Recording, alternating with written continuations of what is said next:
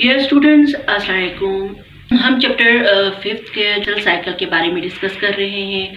आज हम topic discuss करेंगे फेजेस ऑफ इंटरफेस के बारे में। बच्चे, इंटरफेस के सब जो है वो तीन फेजेस हैं, G1 फेज, S फेज और G2 phase. After production of the cell जो है वो सबसे पहले जब सेल साइकिल में इंटर होता है उस फेज को हम G1 फेज कहते हैं। बच्चे, G1 फेज जो है वो सेल साइकिल के अंदर इंटरफेस सब सेल साइकिल के अंदर ज़्यादा टाइम जो है वो G1 फेज लेता है, क्योंकि इसके अंदर मेटाबॉलिक एक्टिविटीज़ बहुत ज़्यादा होती हैं। इसके अंदर क्या इवेंट्स होती हैं, क्या जो है वो मेटाबॉलिक एक्टिविटीज़ होती हैं। इसमें जो है वो cell increase in its supplies of protein. Cell जो है वो अपनी प्रोटीन की सप्लाई इंक्रीज करता है G1 फेज के अंदर।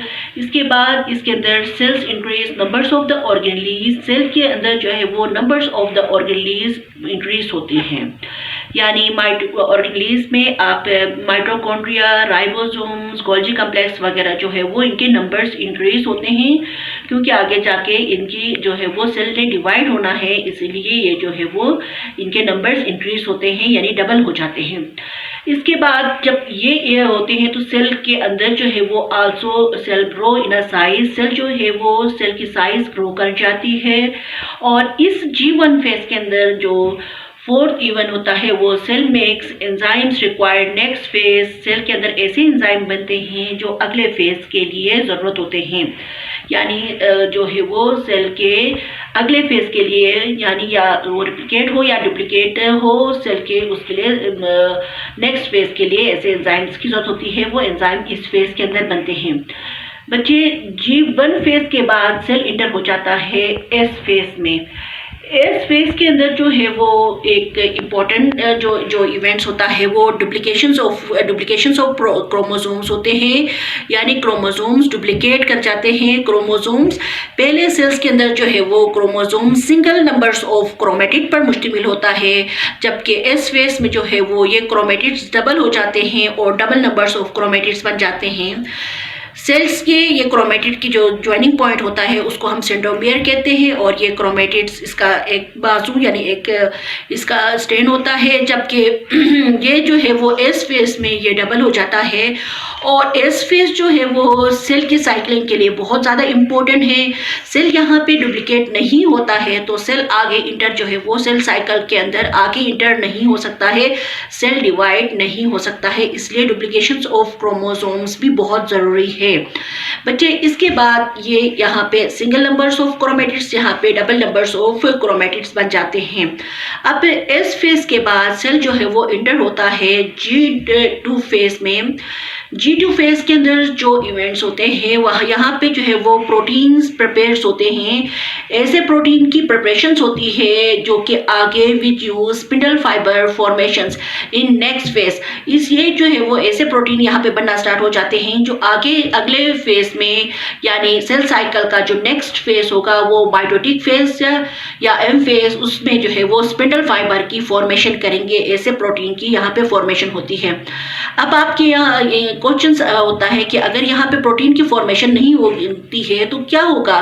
तो बच्चे, अगर यहाँ पे प्रोटीन की फॉर्मेशन नहीं होती है, inhibition of the protein synthesis, यहाँ पे प्रोटीन की फॉर्मेशन नहीं होगी तो सेल जो है वो माइटोटिक फेज में यानी सेल डिवीजन में इंटर नहीं हो सकता है, इसलिए यहाँ पे प्रोटीन की ये फॉर्मेशन बहुत ही ज़रूरी है। इसके बाद बच्चे, सेल साइकिल का जो नेक्स्ट फेज है वो एम फेज है। एम फेज को हम जो है वो अभी एम फेज जो कि डिवीजन फेज है, इसको हम माइटोसिस और मियोसिस की उसमें पढ़ते हैं। तो अब हमारा नेक्स्ट टॉपिक ये माइटोसिस होगा। हम इसके अंदर डिस्कस करेंगे कि सेल कैसे डिवाइड करता है। बाज़ औक़ात बच्चे, G1 फेज के बाद सेल जो है वो G0 फेज में हमारे जिस्म के अंदर ऐसे सेल भी होते हैं बच्चे जो कि आफ्टर प्रोडक्शन के बाद, बनने के बाद वो डिवाइड नहीं होते हैं या सेमी जो है वो कुछ टाइम के लिए रुक जाते हैं, जब ज़रूरत पड़ने पर वो दोबारा डिवाइड होते हैं। टेम्परेरी या परमानेंटली वो स्टॉपिंग इन डिविजन्स हो जाते हैं। उस फेज को हम जो है वो G0 फेज कहते हैं। G0 फेज के अंदर जो है वो जो सेल परमानेंटली एक दफ़ा बनने के बाद वो नहीं बनते हैं। वो वाले सेल्स कौन से हैं? हमारे यूकैरियोटिक सेल्स, वो जो है वो सेल्स ऑफ द न्यूरॉन्स होते हैं। ये सेल्स ऐसे हैं सेल्स हैं जो एक दफ़ा बनने के बाद ये दोबारा नहीं बनते हैं। अगर हमारे न्यूरॉन सेल्स, नर्वस सिस्टम्स के जो न्यूरॉन सेल्स वो डैमेज हो जाते हैं तो ये दोबारा नहीं बनेंगे और जो है वो बिल्कुल जो है वो ये जीनोट फेज के अंदर होते हैं। अब जो सेमी परमानेंटली सेल्स होते हैं, यानी बस ये स्टॉप तो होते हैं एक दफ़ा बनने के बाद, लेकिन कुछ टाइम के बाद ज़रूरत पड़ने पर ये दोबारा बन भी सकते हैं।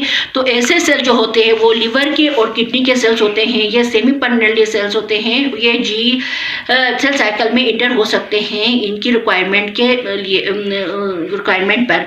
अब जो सेल्स नॉट इंटर जो जी नोट फेज, जो ऐसे सेल जो कि जी नोट फेज में इंटर नहीं होते हैं वो हमारे एपिथेलियल सेल्स होते हैं। बच्चे, हमारी बॉडी की जो कवरिंग सेल्स होते हैं उनको हम एपिथेलियल सेल्स कहते हैं। हमारे डाइजेस्टिव सिस्टम्स के इनर लाइनिंग भी एपिथेलियल सेल से बने हुए होते हैं। ये जी नोट फेज में इंटर नहीं होते हैं बच्चे, क्योंकि देखिए ना, हमारी स्किन सेल जो होती है वो उतरती है, हमारी स्किन जो है वो उतरती रहती है। बाज़ औक़ात हमें जख्म भी लग जाता है, हमें कट भी लग जाता है तो हीलिंग हो जाती है बच्चे। तो ये एपिथेलियल सेल से ये जो है वो सेल्स दोबारा बन जाते हैं और ये स्टॉप नहीं हो जाते हैं। तो ये हमारे एपिथेलियल सेल जो है वो जी नोट फेज में इंटर नहीं होते हैं। आज हमने फेजेस ऑफ इंटरफेज के बारे में डिस्कस किया। अब हमारा जो न्यू टॉपिक होगा सेल साइकिल का, वो हमारा माइटोटिक फेज होगा, जिसमें हम माइटोसिस के बारे में और मियोसिस के बारे में डिस्कस करेंगे। बच्चे, मैंने पॉइंट्स में आपको ये phase of the interphase, G1 phase, S phase और G2 फेज फोकस किया है।